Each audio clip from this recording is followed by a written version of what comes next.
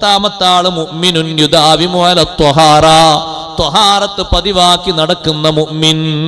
ഉളു മുറിഞ്ഞാൽ പിന്നെ ഉളു കൊടുക്കുക. ഒരു ഉളു മുറിയുമ്പോൾ പിന്നെ ഉളു കൊടുക്കുക. നിസ്കാരത്തിന് വേണ്ടി മാത്രമല്ല, ദാഇമുൽ ഉളു, ഉളു നിത്യമാക്കി നടക്കുന്ന മനുഷ്യൻ അവന് ഈമാനോടുകൂടെ മരിക്കാൻ കഴിയുന്നതാണ്. രാത്രി തന്നെ നോക്ക്, നിങ്ങൾ കിടക്കുമ്പോൾ ഒരു ഉളു എടുത്ത് കിടക്കുന്ന ആൾക്ക് എന്തൊരു മഹത്വമുണ്ട്. ആ കിടത്തത്തിൽ, ആ ഉറക്കത്തിലാണ് ആൾ മരിക്കുന്നെങ്കിൽ തന്നെ ഈമാനോടെ മരിക്കാൻ പറ്റുന്ന നല്ല റാഹത്തോടെ. കിടക്കുമ്പോൾ ബ്രഷ് ചെയ്താൽ മാത്രം പോരാ, ഉളു എടുക്കണം. ബ്രഷൊക്കെ ചെയ്ത് ഉളു എടുത്തുകൊണ്ടുള്ള ഉറക്കം. എപ്പോഴും ഉളു ഇങ്ങനെ ദായിമാക്കി നടക്കും. നബി സല്ലല്ലാഹു അലൈഹി വസല്ലം തങ്ങളുടെ ഒരു ശൈലിയാണ്. അവിടുന്ന് എപ്പോഴും ത്വഹാറത്ത് ദായിമായി സ്വീകരിക്കുന്നവരായിരുന്നു നബി സല്ലല്ലാഹു അലൈഹി വസല്ലം. എപ്പോഴെങ്കിലും ഒന്ന് തങ്ങളൊന്ന് മലമൂത്ര വിസർജനം നടത്തുമ്പോഴേക്ക് സ്വഹാബത്തിനോട് വെള്ളം കൊണ്ടുവരാൻ പറയും. അപ്പോൾ തന്നെ ഉളു കൊടുക്കും. നിസ്കാരത്തിന് ടൈമൊന്നും ആയിട്ടുണ്ടാവില്ല. എപ്പോഴും ഉളു സൂക്ഷിച്ച് നടക്കാൻ കഴിയുക എന്ന് പറയുന്നത് ഒരു കഴിവാണ്. ഉളു മുറിയുന്ന കാര്യങ്ങളിൽ നിന്ന് സൂക്ഷിച്ച് ജീവിക്കേണ്ടി വരും. ചില ഭക്ഷണങ്ങളൊക്കെ കഴിച്ചാൽ പെട്ടെന്ന് ഉളു മുറിയുന്നാണെങ്കിൽ കുറച്ച് അകറ്റി നിർത്തേണ്ടി വരും ചെയ്യും. ഉളു മാത്രം എടുത്തിട്ട് കാര്യം ഉണ്ടാകൂല, അതുകൂടി ശ്രദ്ധിക്കേണ്ടി വരും കൂട്ടത്തില്. അപ്പൊ ദായിമുൽ ഉളു ആയ മനുഷ്യൻ മുഅ്മിൻ, അവൻ പിശാചിന്റെ ശത്രുവാൻ. 11-11 ആള് മുഅ്മിനുൻ കസീറു സ്വദഖ, സ്വദഖ ധാരാളം ചെയ്യുന്ന മുഅ്മിൻ. അവനോടും പിശാചിന് വലിയ ശത്രുതയാണ്. പൊതുവെ പിശാചിന് ഇഷ്ടമെന്താണ്? സ്വദഖ കൊടുക്കരുത് എന്നാണ് പിശാച് കൽപ്പിക്കുന്നത്. കൊടുത്താൽ പെട്ടെന്ന് തീർന്നു പോകും. അങ്ങനെയല്ലേ പിശാച് ജൽപ്പിക്കുന്നത്? കൊടുക്കണ്ട. നമ്മളെ സമ്പത്തില് അങ്ങനെ ഒരു സ്വാധീനം പിശാചിന് അല്ലാഹു നൽകിയിട്ടുണ്ട്. വശാരിക്കുഹും ഫിൽ അംവാലി വൽ ഔലാദ്, സമ്പത്തിലും സന്താനങ്ങളിലും ജനങ്ങളോട് നിങ്ങൾ കൂറുചേരണം, പങ്കുചേരണം. ശൈത്താന് അല്ലാഹു തആല കൊടുത്ത നിർദ്ദേശമാണ്. അപ്പൊ സമ്പത്ത് നല്ല വഴിക്ക് കൊടുക്കാൻ നോക്കുമ്പോ കൊടുക്കണ്ട, കൊടുത്താൽ പെട്ടെന്ന് തീർന്നു പോകും എന്നവൻ പറയും. പക്ഷേ റബ്ബ് സുബ്ഹാനഹു വ തആലയോ ധാരാളം കൊടുക്കാനാണ് നിർദ്ദേശിക്കുന്നത്. കൊടുക്കുന്നതിന് പകരം തരുമെന്നും അല്ലാഹുവിന്റെ വാഗ്ദാനമാണ്. വമാ അൻഫഖതും മിൻ ഖൈരിൻ ഫഹുവ യുഖ്ലിഫു വഹുവ ഖൈറുർ റാസിഖീൻ. എന്ത് നിങ്ങൾ റബ്ബിന്റെ മാർഗത്തിൽ ചെലവഴിച്ചാലും അല്ലാഹു അതിന് പകരം തരും. ഏറ്റവും നല്ല അർത്ഥത്തിൽ കൊടുക്കുന്നവൻ അല്ലാഹുവാൻ. കൊടുക്കാനുള്ള കഴിവും വലിയൊരു കഴിവാണ്. അതേ, ശൈത്താന് വാഗ്ദത്തം ചെയ്യുന്നത് കൊടുക്കണ്ട, പെട്ടെന്ന് തീർന്നു പോകും എന്ന് പറഞ്ഞ് പേടിപ്പിക്കുന്നു. പല ആവശ്യങ്ങളും ഇല്ലേ എന്ന് നമ്മളോട് ചോദിപ്പിക്കുന്നു. ധാരാളം സ്വദഖ ചെയ്യാൻ കഴിയുന്ന മുഅ്മിൻ അവൻ പിശാചിന്റെ എതിരാളിയാണ്. പിന്നെ പറയുന്നു, വത്താനി അശറ മുഅ്മിനുൻ ഹസനുൽ ഖുലുഖി, സൽ സ്വഭാവിയായ മുഅ്മിൻ, നല്ല സ്വഭാവത്തോടെ നല്ല പെരുമാറ്റത്തോടെ ജീവിക്കുന്ന മുഅ്മിൻ. മുഅ്മിനീങ്ങളെ നല്ല സ്വഭാവം എന്ന് പറയുന്നത് പ്രധാനമായും ഒരുപാട് കാര്യങ്ങൾ അതിൽ ചേരേണ്ടതുണ്ട്. 3 കാര്യങ്ങൾ അടിസ്ഥാനപ്പെടുത്തി മഹാന്മാരത് പഠിപ്പിക്കുന്നുണ്ട്. ഏറ്റവും നല്ല സ്വഭാവമുള്ള മുഅ്മിനായ മനുഷ്യന് 3 കാര്യം വേണം. 1 ഖുദിൽ അഫ്വ, വിട്ടുവീഴ്ച മനോഭാവം സ്വീകരിക്കണം.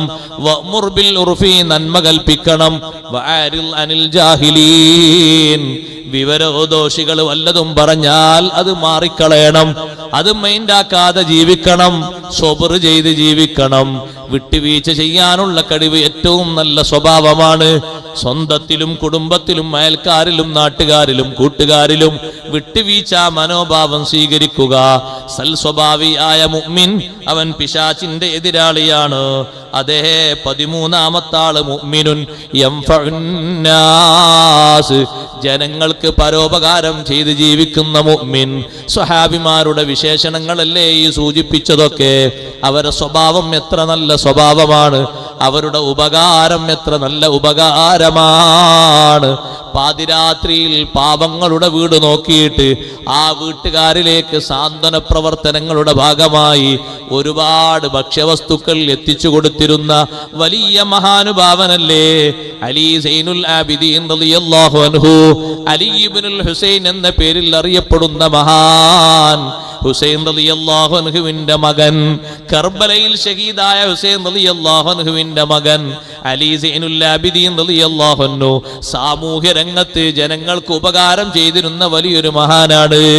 മരണപ്പെട്ടപ്പോഴാണ് എത്രയാണ് അതിന്റെ കട്ടിയും കനവും എന്നറിഞ്ഞത്. മരിച്ചു കഴിഞ്ഞിട്ട് ജനാസ കുളിപ്പിക്കുമ്പോ തോളിന്റെ 2 ഭാഗത്തും ചുമലിന്റെ 2 ഭാഗത്തും കറുത്ത 2 അടയാളങ്ങൾ കാണുന്നു. ജനങ്ങൾ ചോദിക്കുന്നു, എന്താണ് ഈ കറുത്ത അടയാളം? അപ്പോഴാണ് അനുഭവിച്ച ആളുകൾ പറയുന്നത്, മറ്റൊന്നുമല്ല, നിങ്ങളൊക്കെ രാത്രി ഉറങ്ങുമ്പോ ഞങ്ങളെ വീട്ടിലേക്ക് കൊട്ടയിൽ ഭക്ഷ്യവസ്തുക്കൾ എത്തിച്ചിരുന്നതിന്റെ അടയാളമാണ് വലതുഭാഗത്തും ഇടതുഭാഗത്തും കാണുന്ന കറുപ്പ്. സുബ്ഹാനല്ലാഹ്, അവര് സയ്യിദന്മാരായാൽ തന്നെ എത്ര ദറജയാണ്. അതിനു പുറമേ പാവങ്ങൾക്ക് വേണ്ടി ഇത്ര വലിയ ഉപകാരങ്ങൾ ചെയ്ത് ജീവിച്ചിരുന്നു.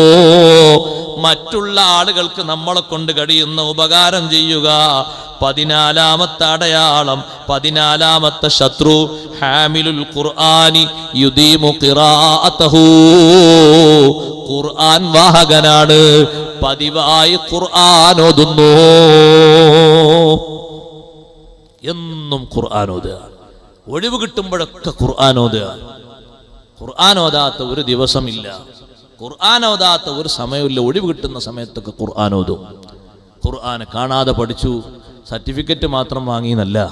ഹാമിലുൽ ഖുർആൻ യുദീമു ഖിറാഅതഹു, ദായിമായി ഖുർആൻ ഓതുന്ന ഹാമിലുൽ ഖുർആൻ അവൻ പിശാചിന്റെ ശത്രുവാണ്. അവനെ കീഴ്പ്പെടുത്താനും സ്വാധീനിക്കാനും പിശാചിന് വലിയ പ്രയാസമാണ്. 15ാമത്തെ ആള്, ഖായിമും ബില്ലൈലി വന്നാസു നിയാം. ജനങ്ങളൊക്കെ ഉറങ്ങുന്ന സമയത്ത് രാത്രി എഴുന്നേറ്റ് തഹജ്ജുദ് നിസ്കരിക്കുന്നവനാൻ. സഹോദരങ്ങളെ, നമുക്ക് കഴിയുന്ന കാര്യങ്ങളാണ് ഈ പറഞ്ഞതൊക്കെ. കഴിയാത്തതൊന്നും ഇതിൽ പറഞ്ഞിട്ടില്ല.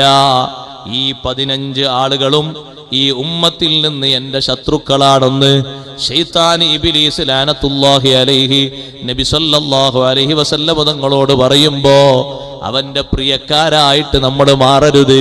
അവന്റെ എതിരാളികളായിട്ടുള്ള നല്ല നല്ല സ്വഭാവങ്ങൾ വെച്ച് പുലർത്തണം. അവസാനം പറഞ്ഞത് കണ്ടില്ലേ, ഖുർആനോത്ത് വളരെ കുറഞ്ഞുകൊണ്ടിരിക്കുകയാണ്. വീടുകൾ നോക്കുമ്പോ, കുടുംബങ്ങൾ നോക്കുമ്പോ ഖുർആനോത്ത് കുറയുകയാണ്.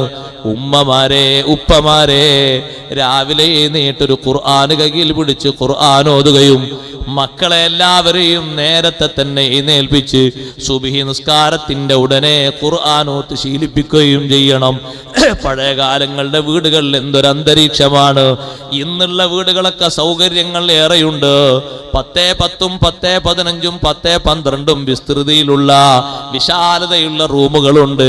പക്ഷേ ആ വീട്ടിൽ താമസിക്കുന്നവർക്കോ മനസ്സിന് വലിയ ഇടങ്ങേറാണ്, ശരീരങ്ങൾക്ക് വലിയ ദുർബലതയാണ്, സന്തോഷവും സമാധാനവും കുറവാണ്.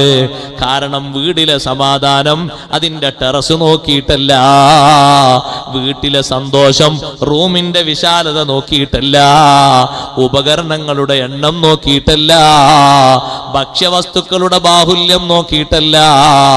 വീടിന്റെ ഏറ്റവും വലിയ സൗന്ദര്യം ഖുർആൻ പാരായണമാണ്.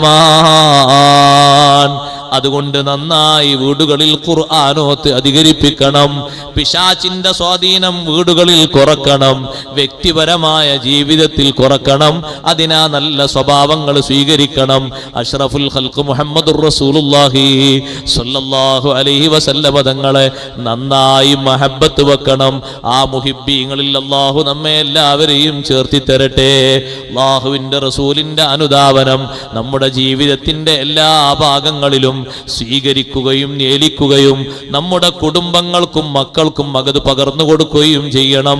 മഹാന്മാരായ ആളുകൾ എന്തിനും